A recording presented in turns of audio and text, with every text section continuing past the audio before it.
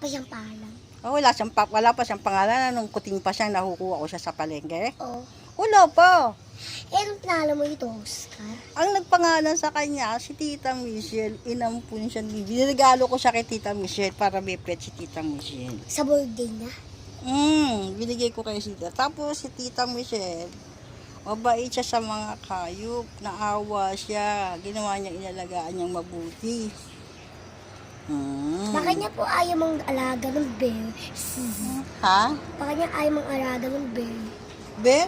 Hindi naman inalagaan yung wild animal. Yan gustong gusto ni Oscar, oh. Gustong gusto niya, oh. Uy, huwag kainin yung ano ko. Anong ginakakain mo sa kanya, oh? Takaw naman ni Oscar. Tara ito. Lalayas ka din. Itolan!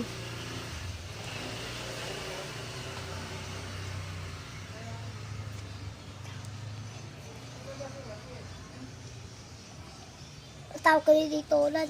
Yung basura daw. Araw-araw mo ba siya pinakakain, Castor? Papa.